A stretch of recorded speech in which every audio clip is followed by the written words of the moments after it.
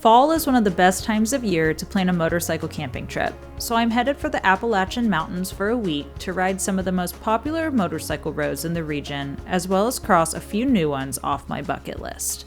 This has been the most incredible road that I have ridden all year. I'm starting my journey by spending 2 full days exploring the foothills of the Great Smoky Mountains. This area is full of perfectly paved twisty roads, waterfalls, mom and pop restaurants, destination campgrounds, and more.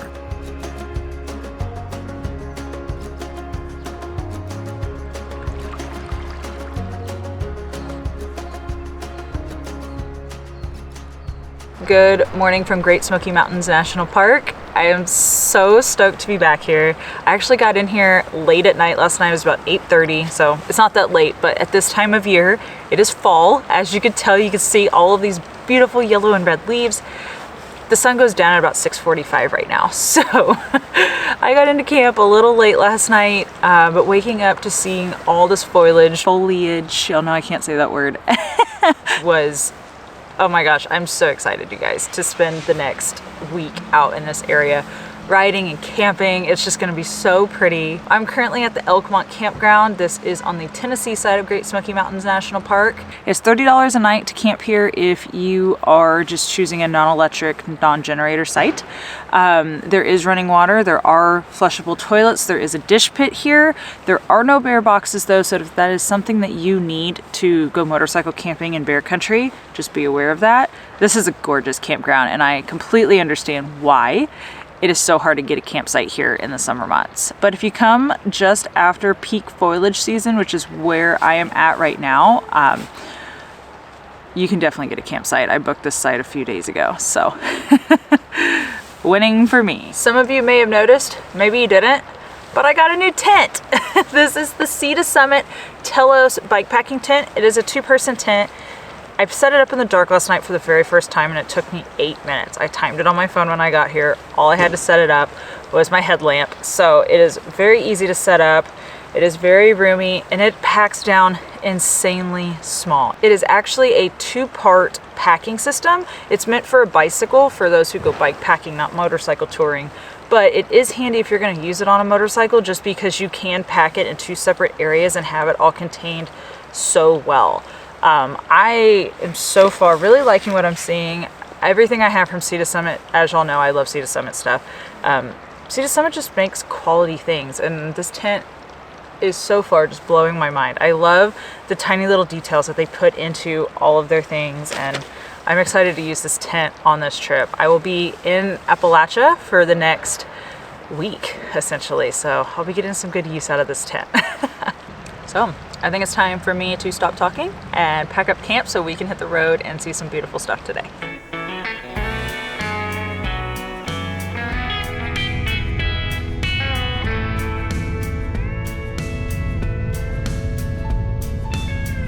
It took less than a mile after leaving the campground to see exactly why the Smokies are such a popular fall destination. The vibrant yellows, oranges, and reds clashing with the browns and greens of the forest were more than my GoPro, or myself for that matter, could handle.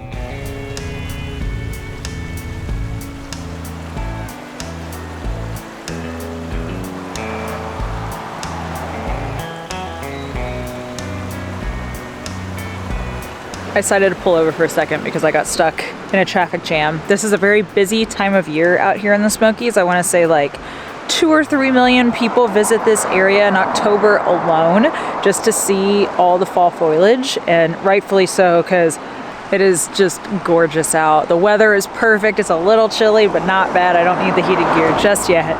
But I think I'm gonna go ahead and ride the Foothills Parkway and the Cherohala Skyway today. I wasn't sure what I was gonna get into, but I think that's gonna be the plan.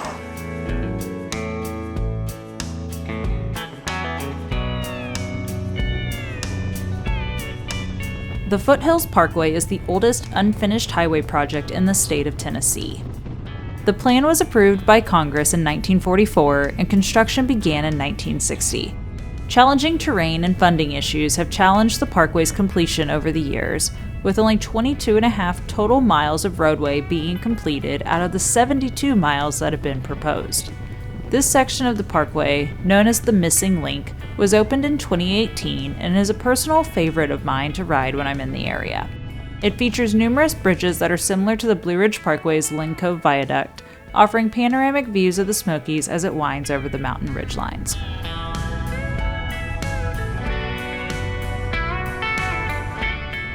I should have known better than to stop off at Smoky Mountain Harley-Davidson, but I couldn't come to the area and not go say hi to my friends. And just so happened to be their lunch break, so we had lunch at the shed, just like I did last time I was here. Except this time I didn't get stuck there and go into a vortex and crash on my friends' couches for a few days. So, since I had lunch with them off camera, I'm not sure if we're going to be stopping at Topeka Lodge today or not, but we are about to ride the Cherohala Skyway, which I'm really excited to do because I hear the foliage on the parkway is just phenomenal.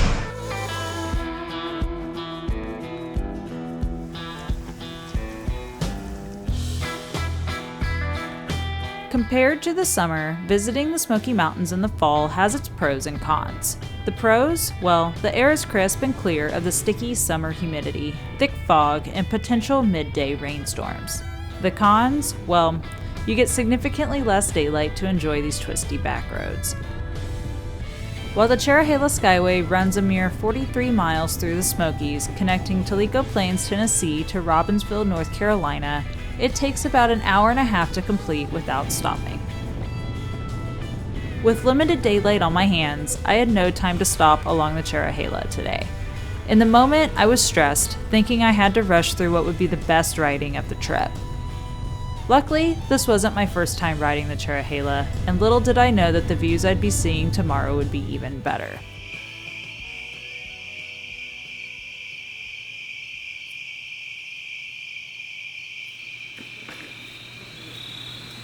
Everyone rides motorcycles and takes motorcycle trips for different reasons, and camping is just the same. For me, in some ways, camping is therapeutic. It allows me to be self-sufficient, being able to pack my home up into a little bag on the back of my motorcycle. Wherever my dry bag plops down, that's where I'll call home for the night. Setting up camp piece by piece, clicking tent poles together, clipping things in place, or airing them up, all of those little sounds are music to my ears. It's the sound of home being built on the open road.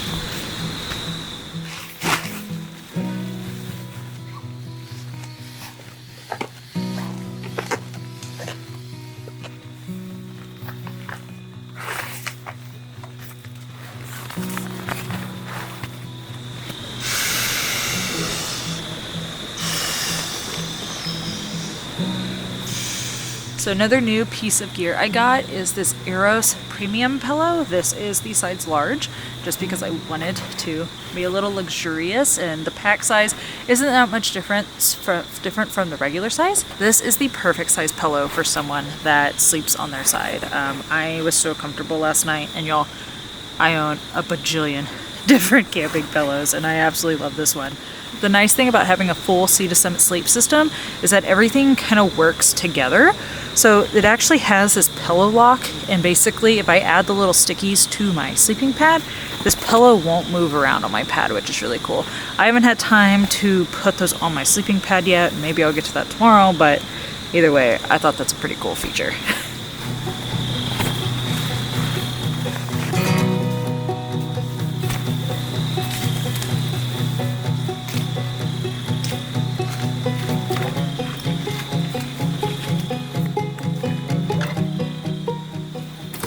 Camp is officially set up. Jacket is off.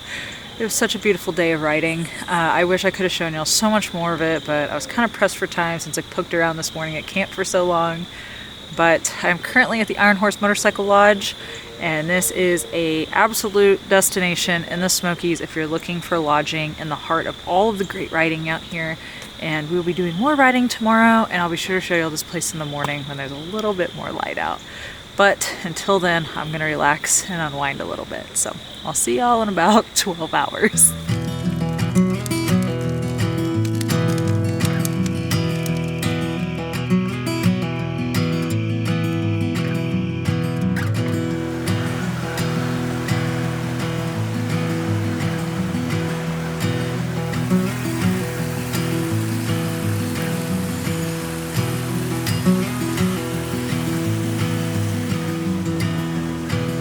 Good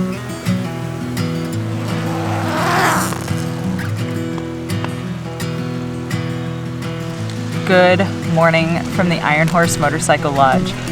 Do y'all see all these leaves falling right now? It is just gorgeous.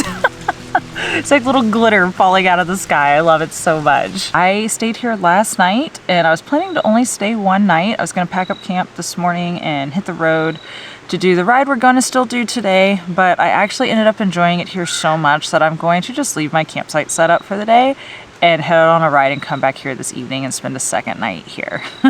It's only 40 miles from where I'm planning to start my ride route tomorrow, which is the Blue Ridge Parkway.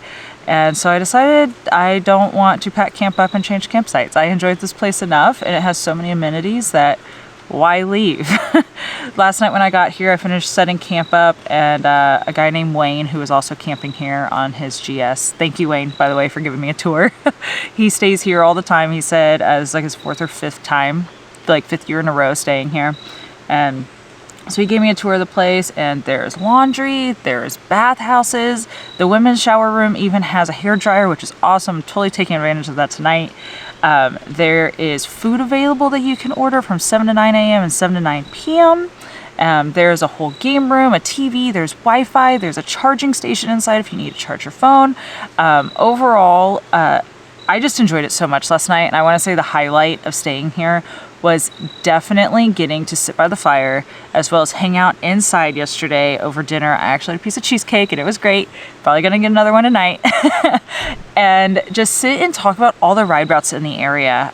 There is a guy here, I didn't get his name, but he is staying here for 3 weeks. He comes out here every year and he knows all the roads in this area. So him and I just stared at the map for a solid 30 minutes last night and looked at everything, and you know, he was giving me so many recommendations, also tons of food wrecks, and hopefully I'll get to take one of his food wrecks up today on the Moonshiner. So today we're gonna be riding Highway 28. We'll be riding it from Deals Gap all the way down to Highland, hopefully, maybe Franklin. We'll see how much time I have, but I haven't gotten to ride the whole Moonshiner before, and that's not even the whole route, but it's a good chunk of it in North Carolina. So since I don't have to get camp packed up, I think it's time for us to hit the road and get some riding in.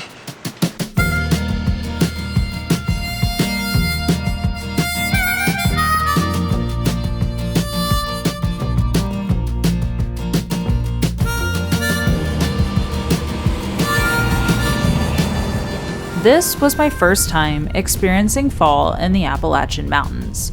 While I think New England gets most of the attention as a leaf-peeping destination, the Smokies were blowing my mind, one little leaf at a time. Oh my gosh.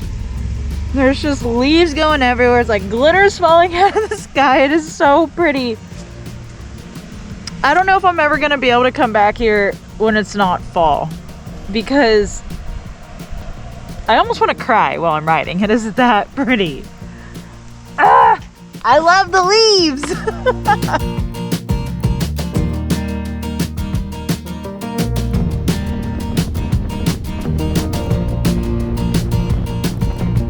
North Carolina's Highway 28, better known as the Hellbender or the Moonshiner, carves along the mountainside near Fontana Lake at the northern end of the route. I had ridden this section during the summer months years prior and found it to be quite breathtaking, but the fall colors definitely turned this road up another notch. I just stopped in to Deals Gap Motorcycle Resort. This is pretty much where everyone comes and stops and hangs out if they're going to ride the Tail of the Dragon. It's also the northern terminus of the Moonshiner, which is Highway 28. Honestly, I have no interest in riding the Dragon on this trip. I've done it enough times now that I want to do something new, and I've never done the entire Moonshiner, so I'm kind of doing it in sections, just not all at once. So I rode 28 here from the Iron Horse Motorcycle Lodge, and it was a gorgeous ride. The pavement is pretty perfect all the way through, and oh my gosh, the leaves. Have I said enough how pretty the foliage is right now? Oh, it's gorgeous. But I just went ahead and started the ride from up here. I also wanted to use the restroom. You can stay the night here. There is a little like lodge. There's also a grill here. There's gas if you need it, but I just needed the restroom and to start the ride from the north. So should be a beautiful day of riding. Instead of taking the Moonshiner back the same direction I came, I decided to take a recommended detour.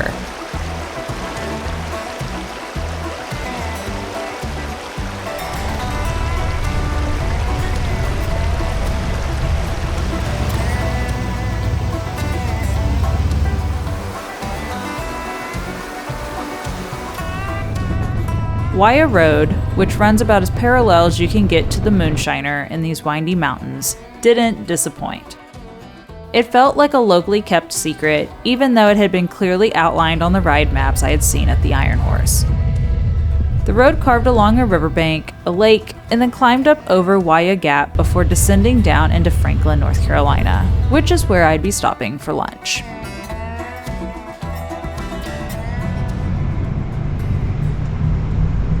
We are at Cafe Rel. I'm probably saying it wrong. It's spelled R-E-L. And when the guy at the Iron Horse last night was telling me about this place, he was calling it Cafe Ariel. And I was like, so I spelled it out on Google Maps like Ariel, like the Little Mermaid, looking for it. And then he said, oh, it's connected to a gas station. And I was like, what is this guy recommending to me right now? So I looked it up. The food looks pretty good. It looks French. Looks like maybe there might be some Cajun stuff on the menu. To be honest, I didn't dive that far onto it because I was trying to hang out, not play on my phone. But we are gonna go check it out, and I am excited.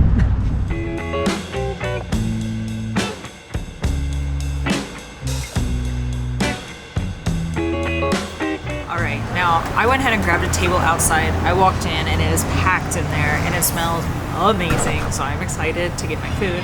I ordered a crawfish, cognac, and cream. So I'm excited to see how it tastes. I already destroyed the plate of bread they brought out and that was super good. It came with like this tomato with like olive oil and lemon kind of thing. The bread was really moist, which was nice.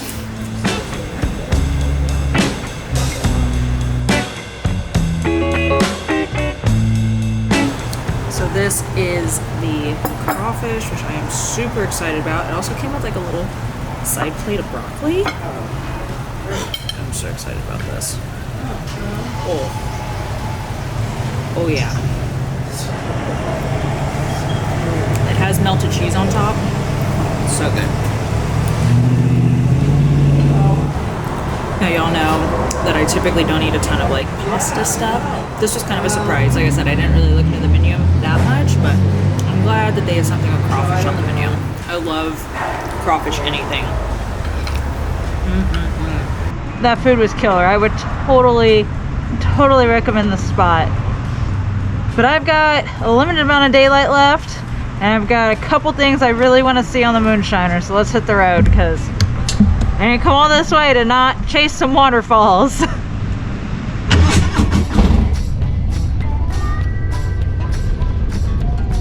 The 20-mile section of the Moonshiner between Franklin and Highlands, North Carolina was probably my favorite stretch of road from this trip. It's essentially built onto the side of a cliff. Waterfalls lined the roadway, making it hard to keep my eyes glued on this narrow road, which is barely wide enough for 2 vehicles in some sections. Luckily, my final destination was just a few miles up the road. Cascading 120 feet over a small pull-off adjacent to the highway, Bridal Veil Falls is one of the most unusual yet easily accessible waterfalls in North Carolina. Man, on a hot day, this would be really nice. This has been the most incredible road that I have ridden all year. Like, I just have the biggest smile under my helmet. It's just gorgeous. Luckily for me, I'd get to ride this section of road, as well as the rest of the Moonshiner that I had skipped earlier, all the way back to camp. Everyone will pick a favorite road in this area and tell you it's the best. And quite frankly, I think it's my turn to do the same. The Moonshiner 28 is, by far, the best motorcycle road that I've ridden in this area, especially if you're chasing the vibrant fall foliage of the region.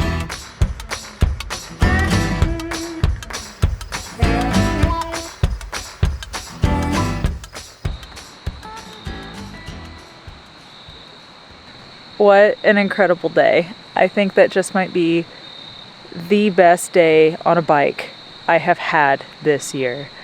That was so beautiful. I cannot wait to go inside and find that dude who told me to take Wayah Road, or however you say it, W-A-Y-A-H. Anyway, that was a great loop. I would highly recommend doing exactly what I did today, going up to Deals Gap, past Poco Lodge on 129, go down to Robbinsville, and then circle back to Wayah Road. Wayah! I don't know how to actually say it, so we're just gonna say it like that. And then going back down to Franklin, down to Bridalveil Falls near, I don't remember the town's name right now. My brain is short-circuiting from everything today. And then taking the Moonshiner all the way back here. God, that was such a good ride. I can't believe that. But I am losing daylight, and I need to go inside and find this dude and tell him thank you so much for that ride route. Tomorrow morning I'm getting up, packing the bike back up, and headed out on the Blue Ridge Parkway for a few days and riding it all the way north to Skyline Drive. So I'll be sure to link that video when it comes out. But until the next one, I'll see you on the road. Later, y'all.